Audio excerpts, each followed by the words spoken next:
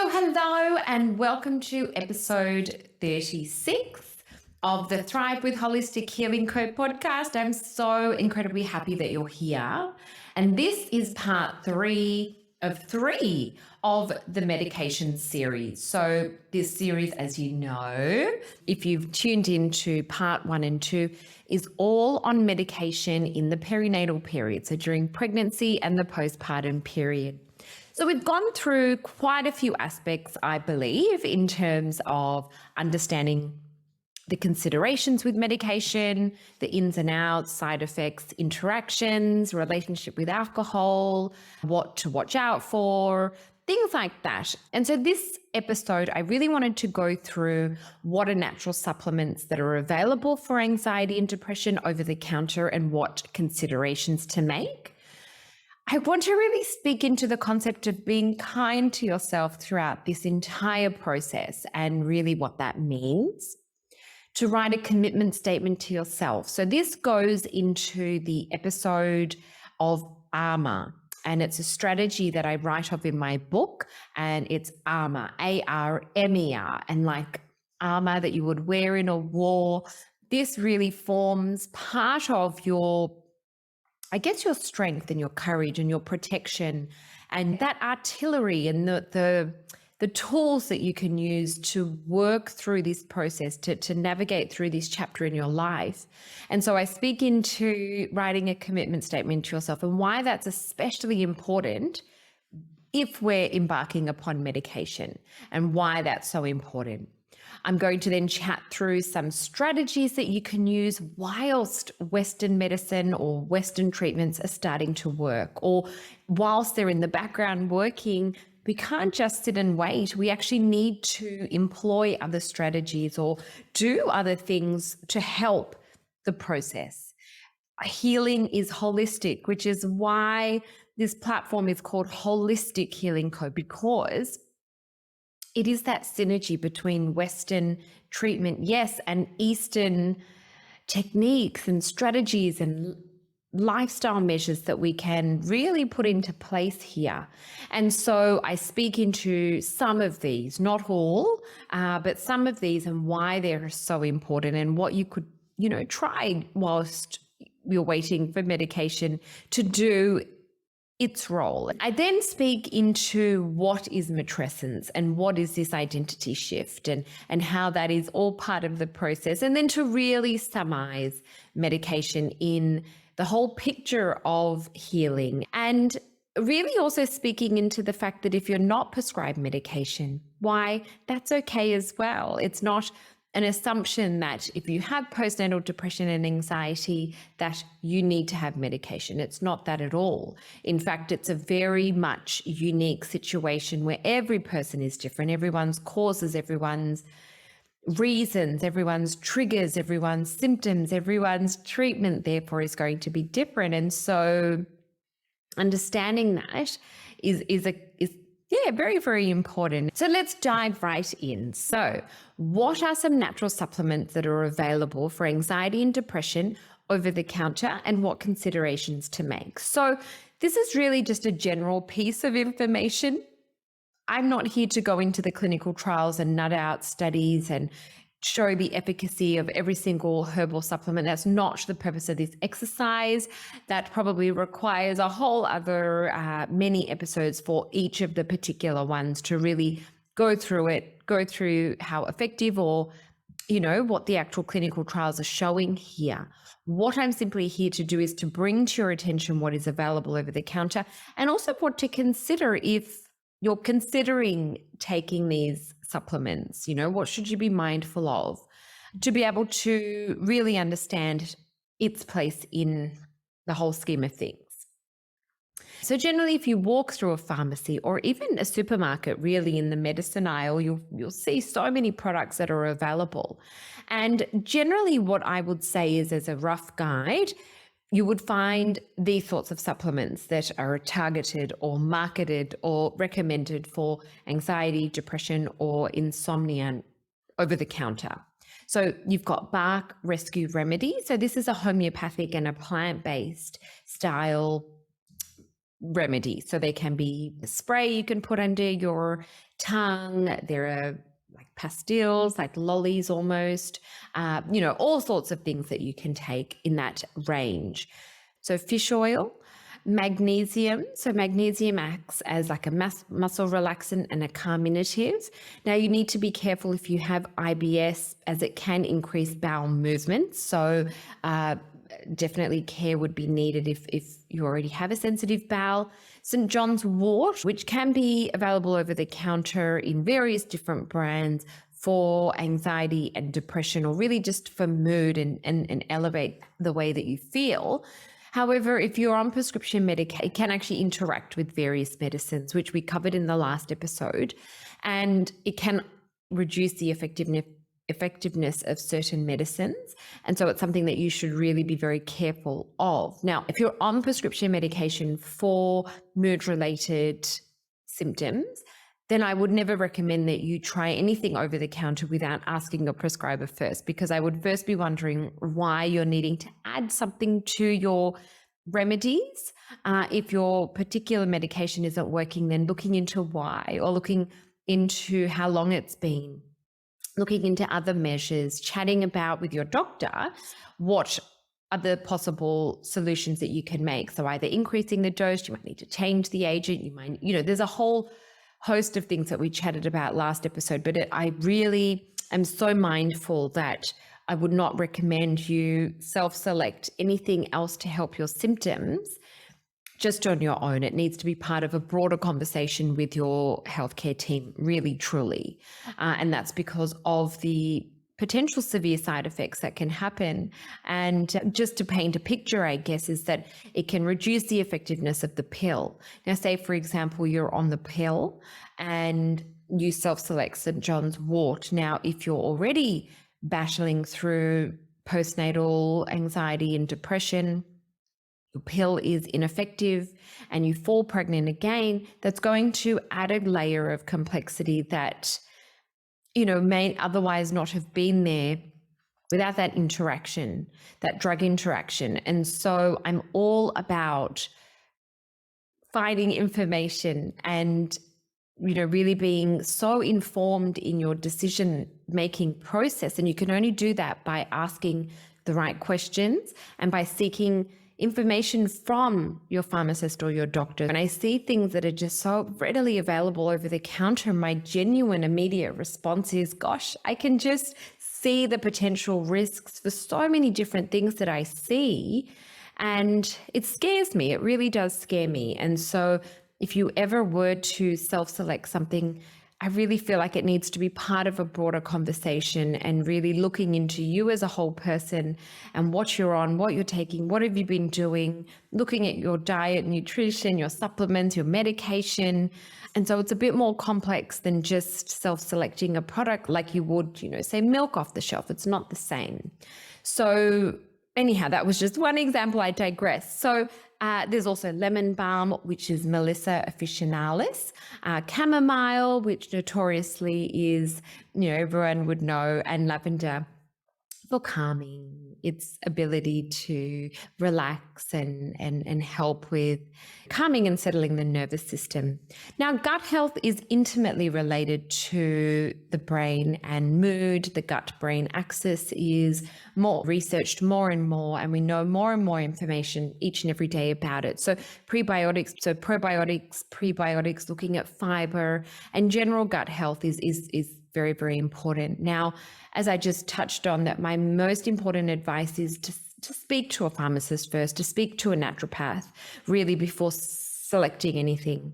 If it's the piece of the puzzle before you speak to your doctor, so you're not on medication, then again, speak to a pharmacist, pull them aside and say you want to chat to them, and do it in a space where you feel comfortable, where it's quiet, where you have a bit of privacy to be able to speak openly and honestly about what you're feeling, your whole sort of case study as such. They can help decide what the safest thing for you would be. If you're on medication already, prescription medication, then again, it needs to be part of a broader conversation, which I've spoken to before. And I really feel, yes, there are natural health supplements available. Adding things would be only in conjunction with other medication if your doctor is aware of it and is quite comfortable in doing so. A chamomile tea is not going to interfere with medication, and so that may be fine. Just finding out what you can and can't take first is very, very important, and not assuming that just because it is natural and plant-based that it is fine to take with everything and at whatever dose. And, it's not. I really am an advocate for understanding that there is safety and risk associated with everything. And in terms of the clinical trials and how effective it is, that's another story. And that's something that, in terms of clinical guidelines, that's something that becomes a little bit more complex, whether they have a placebo effect, whether they do exert an effect, but how much therapeutically it's going to offer you is going to be something that we need to look into a little bit more in detail. But that's not the purpose of this episode. So just be very mindful with what you take. And yes, just keep that in mind. I want you to just keep that in mind at all times. And now the next point of being kind to yourself throughout this whole process is really to grant yourself the grace and compassion and to be really kind to yourself. And I know we live in a society where we're driven by results and productivity, and we're very much a quick fix, start something, you want to see the results yesterday, right? I'm that person. I'm a type A personality. I want it done, and I want it done last week. I don't have the time and patience to sit around and wait. And so I get that. I completely understand. And with all the things that happen in a day and how busy life is, I get that. You just want to feel better. But I think in this particular aspect, knowing and understanding that things can take time, having those managed expectations, understanding as a family unit that together you hold each other's hand and you try to make things as easy as you can. You lean into your tribe, wherever and whoever they are. You try to outsource what you can. We want to be unconditionally loving and supportive and optimistic and hopeful and gentle. And that feels really open and relaxed and allowing in nature. And if we compare that to, the fear or being harsh and critical and hurry and rush, come on, I just want to feel better now, it feels really forced and constrictive. And, I just feel that the energy of that is really, really different. And I love the work of Louise Hay and Masaru Emoto. I'm probably saying his name wrong, but the work that he has done with rice and how you speak to rice. And, when you speak to it with love and kindness, it grows and flourishes. And when you speak to it with hatred and that other energy, it's cloudy and dark, and it's just, you can visually see the difference. And the energy behind everything for me is just as important as the pill itself. If you're taking a medication with, I don't want to take this, I can't believe I'm taking this, I hate this, that feels different to being one of having optimism and faith and surrender. I really thank you for this opportunity, and having gratitude to be able to have access to medication. I mean, what a blessing that is. There were times, there's places in the world even now where medication wouldn't even be an option. It wouldn't. There would just be no access to it. And to have that feels really like a blessing, and it feels like an amazing opportunity. It feels like a privilege.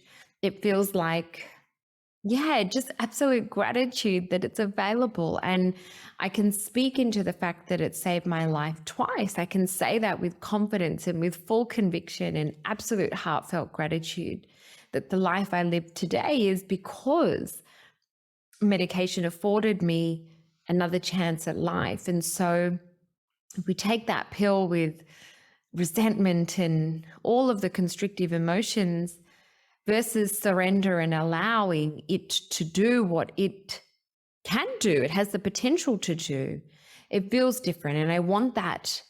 I want you to tune into that, and I want you to connect with the potentiality of it having an impact for your health, and to really give it a go, to cast aside whatever it is that you might be holding on to, or that might be holding you back, or any layers of cultural conditioning, if you've been told you shouldn't, if you've been told you're taking the easy way out, or whatever beliefs you're holding on to, or what your dialogue is saying within you, or perhaps what actual real people are saying to you. I want you to cut the cord, really, literally, just cut the cord, let it go. It no longer serves you, and step into the possibility of it being a real beautiful tool for you. It's one of the 3 arms that exist of treatment. It's no better, it's no worse, it's just another option. You know, if we use it with no real heat or extra heaviness or baggage associated with it, it's a tool. It's not the tool, it's not the only tool. It's not if you take it, it's going to work miraculously. There's other things we need to do. And now that's the purpose of this episode, is to go into that too.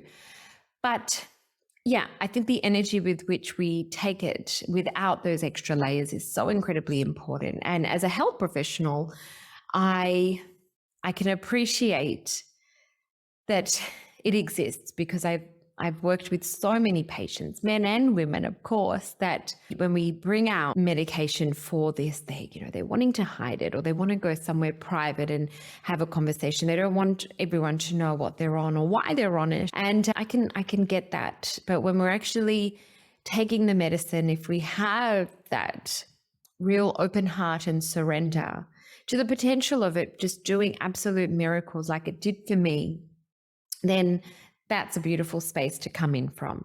And so that's just, another thing. I mean, I said to be gentle, but, that's also the energy space, but being gentle as well through the process of your body adjusting when you're taking the medicine, adjusting to the side effects, getting that equilibrium. Be kind, be gentle.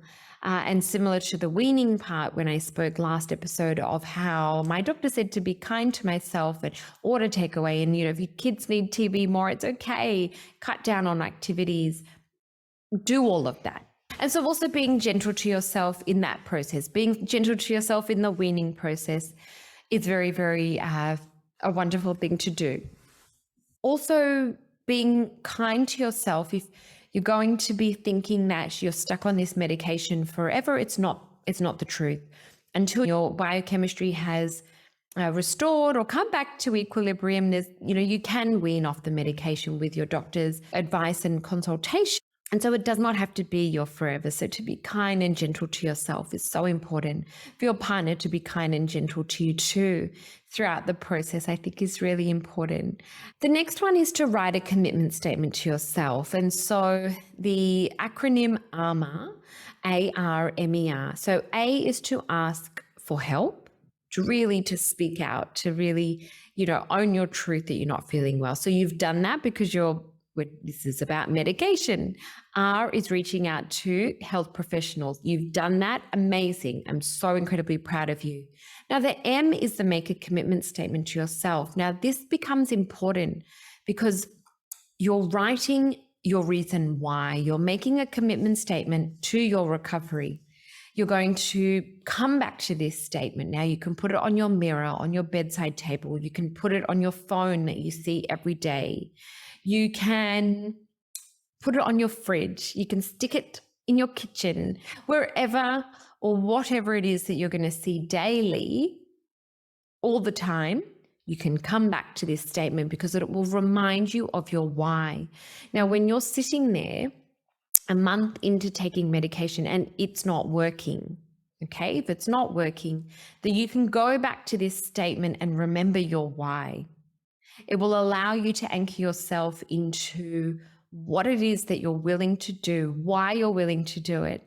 And if you tell your loved ones, that can help you keep some accountability and to bring you back on track and to touch base and it's not working. Okay, let's go back to your doctor together. Let's make an appointment.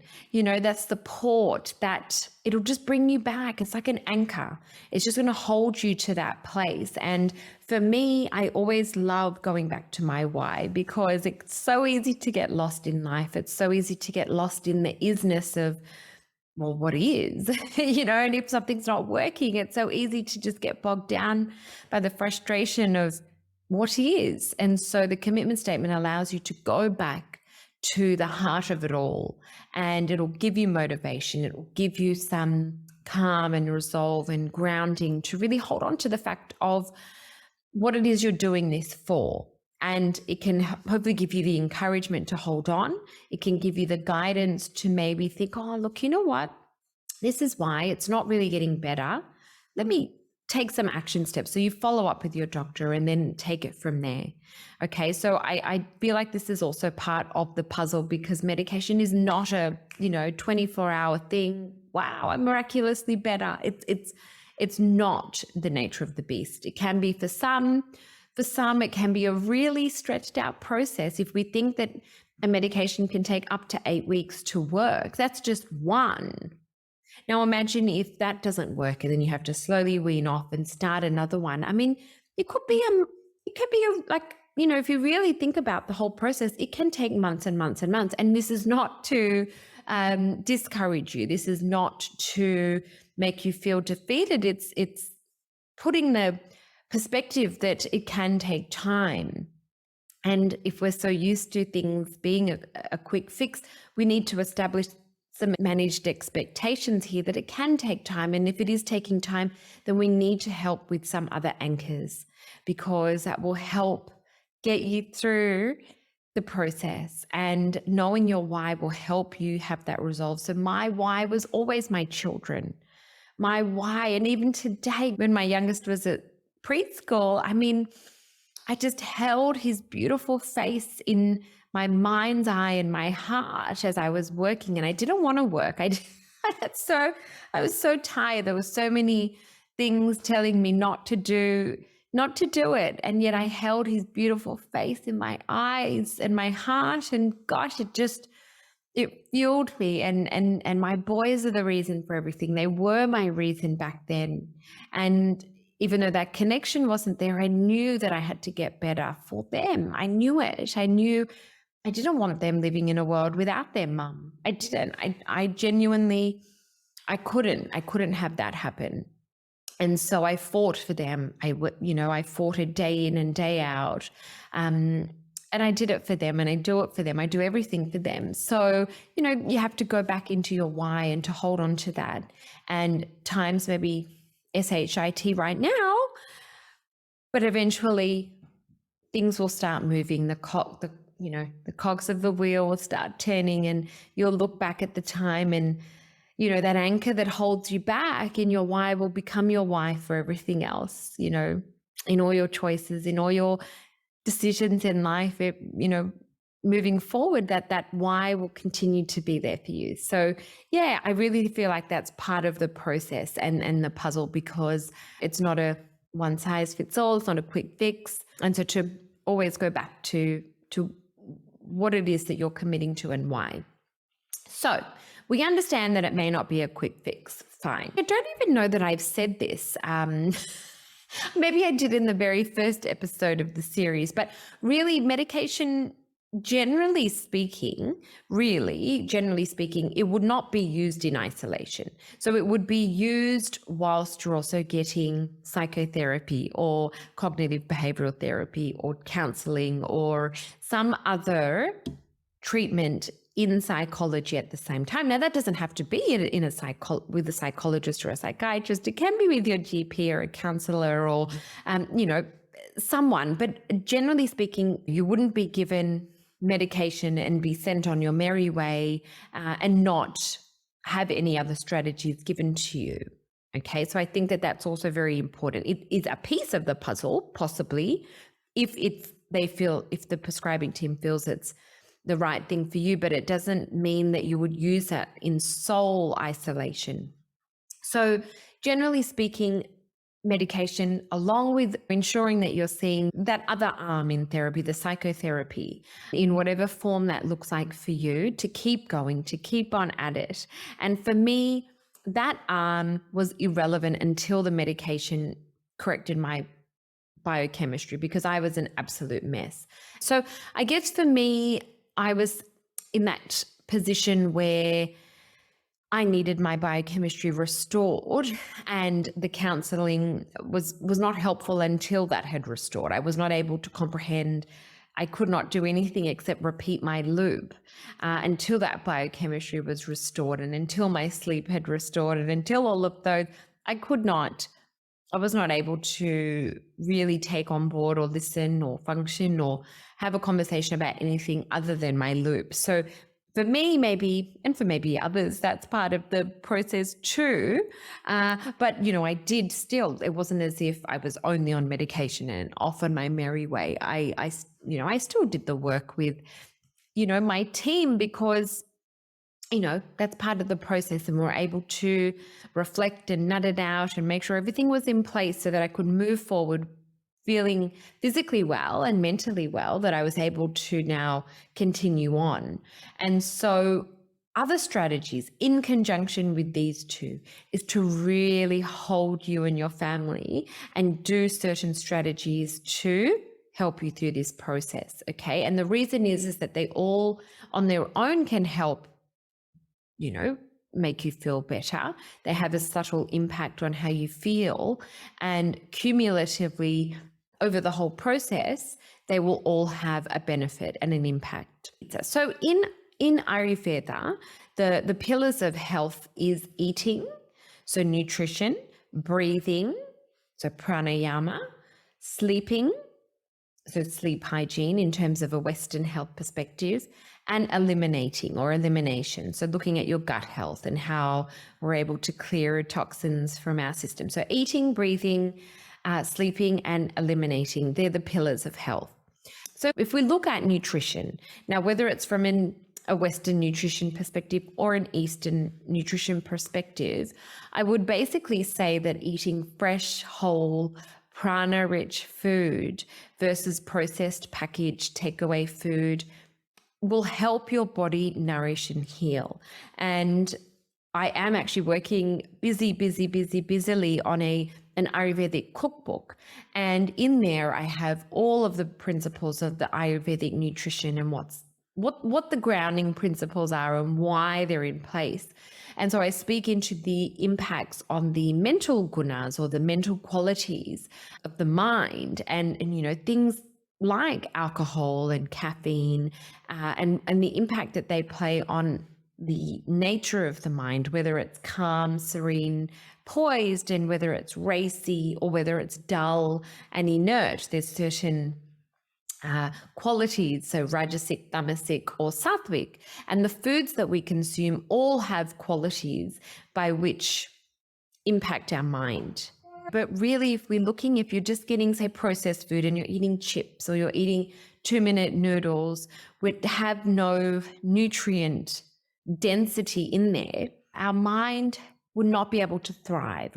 Our cells would not be able to gather all of the beautiful nutrition it needs to thrive. So we need to look at what we're consuming. So looking into your alcohol intake, looking into your caffeine intake, looking into having fresh, beautiful, organic produce, homemade food. And so this is where we lean into our tribe to help food deliveries, fresh food produce coming to us so that we can eat nutrient-dense food. So that is an important aspect that we need to look into. Looking into the impacts of the senses and stimulus and what we listen to, what we look at, what we are consuming, getting out in nature. So trying to move our body to increase the prana is very important. Sleep hygiene is crucial and pivotal. And I've done a whole episode on sleep because it's so incredibly important, and looking at the time that we sleep, looking at stimulation, looking at getting sunlight first thing in the morning in our circadian rhythm, and trying to help our body know when it's day and night. And so there's a whole episode on sleep hygiene because that's such a pivotal, crucial step. And so our new parents that are going through absolute sleep deprivation, broken sleep, start, stop, we already have this vata imbalance, this excess space and air, which is too much movement from an Ayurvedic perspective. It is a recipe for anxiety and depression. It really is from an Ayurvedic perspective. And so supporting with sleep within the home is so incredibly important. And so helping take turns with the baby, trying to make up for lost sleep in the next day is very, very important. And with the aspect of sleep, I know with anxiety and depression, I certainly could not sleep at all, not a wink in my illness. And so I have created a sleep guided meditation album where there's beautiful certain frequency music to help ground and calm the mind and to help you sleep, but also there's beautiful affirmations in the background that the baby and you in the room can hear, and it helps in that connection. So it's also trying to fill the void of that lack of connection and loss of connection. And it's beautiful words and repetitive phrases that, I wish I had at the time. And that's sort of speaking into that aspect of sleep, specifically for postnatal depression. So meditation, mindfulness, this grounding, this calming of the mind, blocking out external stimulus is really important for our emotional well-being. And it is a practice where practice makes progress, as our preschool teacher tells us.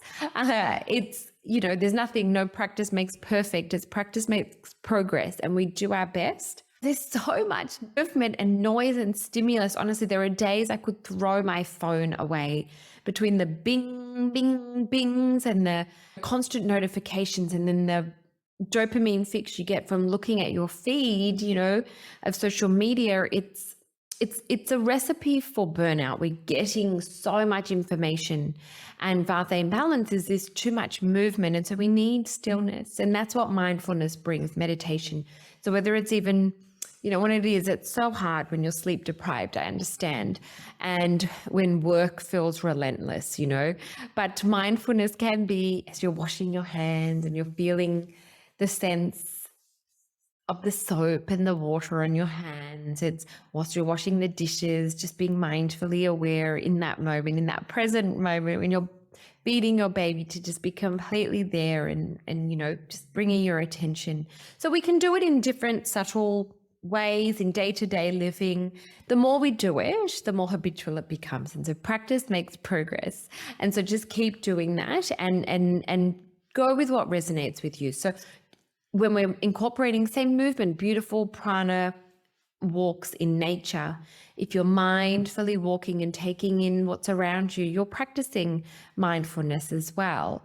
Guided meditations can help you. I also have a guided meditation album, and it focuses on specific aspects of fear, guilt, shame, recovery of the nervous system, recovery of your body post-birth, breastfeeding. So one that you can listen to whilst you're feeding, and instead of scrolling, it's this beautiful connection with your baby, whether you're breastfeeding or whether you're bottle feeding. It was to help fill this gap of feeling guilty if you can't breastfeed like I couldn't. And so I was infusing almost with Reiki the energy of love and nutrition and nourishment to my baby, feeding with a bottle. And so that's another one. It's still mindfulness. It's a guided meditation, but it's sort of allowing mindfulness in daily, mundane, routine activities. Anyhow, so boundaries as well is very important. So if you're getting a barrage of people coming, to just be able to, and if you can't, use your voice when you're not feeling yourself, then to ask your partner to, verbalize what boundaries are needed for you in order for you to thrive is very, very important. So if you're having to attend to lots of different events and you've just started medication, it's all too much, to say no. You can stand up, and I know it's hard. And so you can make someone else do the dirty work for you, but to set boundaries and clear boundaries to say, like, look, I'm sorry, I can't do that right now. And, you don't have to go into why, to say, look, maybe next week or whatever. You don't have to do anything. We don't have to be people pleasing machines. We have to be kind and honor our own selves, because until we can thrive, until our needs are met, we're not able to meet the needs of anyone else. And really, the only people that you need to worry about if you're sitting on your bathroom floor, and this is the visual I have, whoever it is that's peeling you off the bathroom floor, they're the people that you should be caring about, not anyone else outside of the walls, really, because it's the people that are deeply impacted by how it is that you're feeling is who you should hold in your forefront. And it's definitely yourself and what your needs are. So say no, set boundaries, lean into your tribe, ask your tribe. If you don't have a tribe, I know it's really, really challenging. And it's hard to just ask random people. I know that you need help, hopefully at mothers groups, perhaps your neighbors at a cafe, if you're able to lean into your friends, families, people you've met along the way, at school perhaps, and you may not have had great relationships up until that point, but you know what? People actually do enjoy being of service, and they get something out of it too by being of service to you. And so don't ever be afraid to ask, because you don't know unless you've asked. And if someone says no, then you know not to ask them again. You really want that community spirit of being open and being able to ask for help. So lean into your tribe, outsource what you can if your budget allows, outsource whatever it is that's giving you the poops. And don't sweat the small stuff. Be kind and gentle to yourself, and know that this won't be your forever. Know that you will eventually get through this, and you will. And it's like planting a seed, and you have to water it and look after it and tend to it. And then when it grows up and big and strong, the fruits will just keep falling on its own, and all you have to do is gather the fruits, And I think that's a beautiful analogy for where you are now, that we're just in that initial phase, we're putting a tiny little seed, and, it requires love and nourishment and lots of care and tenderness to help really let that plant flourish and grow.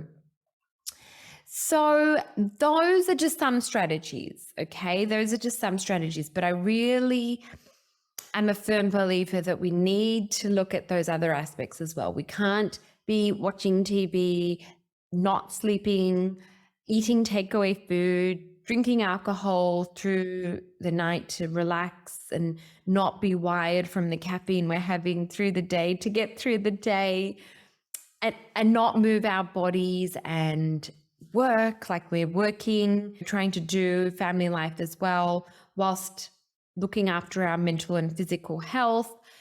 Something has to give, right? It needs to be a holistic approach to healing and treatment. And I feel like, that's my point here, is that we need to make subtle impacts as well. Medication is a possible arm of treatment, as is psychotherapy. And I don't really like that term because it can sound a bit scary. The last topic I wanted to speak into was this idea of matrescence and this identity shift. So motherhood in itself is a huge shift, and it's a huge change. And matrescence, for those that haven't heard of that term, is the shift from a woman into a mother. And there are so many changes that happen. There's so many learnings, so many growth opportunities and things we learn along the way. And it is a beautiful time. It is. And upon reflection, I'm not who I was pre-children in the best possible way, But there's so many challenges. And postnatal depression is, I'm going to say, a byproduct of this matrescence, because it doesn't happen to everyone, but it is a side effect of having hormonal changes or biochemical changes that happen from carrying a baby or birthing a baby. So it is part of what can happen in this matrescence. But not just with that, even motherhood, just entering into motherhood, this shift is incredible. And my take-home message is that I've learned so many different reflections. In my book, I write about all the different reflections that I've had, but my biggest takeaway is that it takes time to learn how to fly, but when you do, you're going to soar. You absolutely are going to soar. And so it doesn't feel like that at the time, but if I was to look back, and I can see how far I've come, and, I'm different now. I'm not the same. Motherhood, matrescence, it doesn't leave any woman as she was before, because I'm not that same person. I'm bolder, I'm stronger. I've found my voice. I feel like I've found my grounding and my footing and my place in the earth. And I kind of know who I am more, and I know in the unknowing is where the knowing was found. As cliche as that sounds, but you know, I wouldn't change it or swap it for anything. I see life differently. And there are times that, you know, and I must say lately that, you know, I feel like I have felt a bit battered from the world and a bit, you know, beaten energetically, like, you know, it's from the heaviness of all that is on a day-to-day basis. And it is probably the collective energy that I feel. But yeah, this year has been, you know, really quite a challenge for me from a spiritual perspective. But then I always remind myself of what an absolute blessing this is. And this, again, this retransformation that I hope is what's happening this year is one that, again, is making my wings stronger. And so this shift into matrescence is beautiful. It's challenging. It's hard. Every age and stage is different, but it's all beautiful. And you'll look back at this time with absolute respect and admiration for all that you've become. And I believe that that's possible for you and every single person. So I think really understanding that it is a huge shift, and there's so many layers and things that are happening, but to lean in, I feel like every opportunity is an opportunity to lean in, to introspect, reflect what's working, what's not working, what's happening, what's your inner voice, your soul telling you. Nothing happens for no reason, if that makes sense. Every voice, every inner guidance that you're getting is to help direct you into the right path and the right way. So definitely lean in and know that you're going to get through this. So look, in summary of this whole series in terms of medication, so if medication is something that your doctor has prescribed and recommended for your treatment, I would say to go into it with open hearts, open mind, enter forth with optimism, with hope, with no baggage on your back. Go up, stand tall, be proud, stick your finger up to anyone who is making you feel anything other than empowered about stepping forth on your treatment. If medication is not something that your doctor has prescribed, that's okay. It's not for everyone. It may not be required in your particular circumstance and situation. So that's okay. And I think being open to that, there's not an assumption that, you know, there's not an equation. There's not a set equation that everyone has to follow. It's not like that at all. So I guess just being very open-minded, and if there's a question, ask that question. If there is any doubt, allay that doubt through information. And my final takeaway really is that I want you to stay committed to your recovery. Know that it's possible. 80% of the population that has postnatal depression make a full recovery. I mean, that is tremendous statistic, right? And the other 20%, I'd love to know what the other, you know, what the shades of gray are in that 20%. But really, my hope for you is that you stay committed, you hang in there, never stop medication on your own. Chat with your doctor always. Crystal clear communication is key. Information is key. And really know that your pharmacist is a beautiful ally. Know that your prescribing physician is a wealth of knowledge. And so to just ask, and for partners listening, family members listening, be there, hold each other's hands. You're going to make it through. You're going to get through this, and you will get better. But I hope you got a lot out of this. I really appreciate that you're here. And I hope you've enjoyed all 3 parts of this series. So until next time, I hope that you keep well, you keep healthy, you keep amazing, and I will see you later. Bye.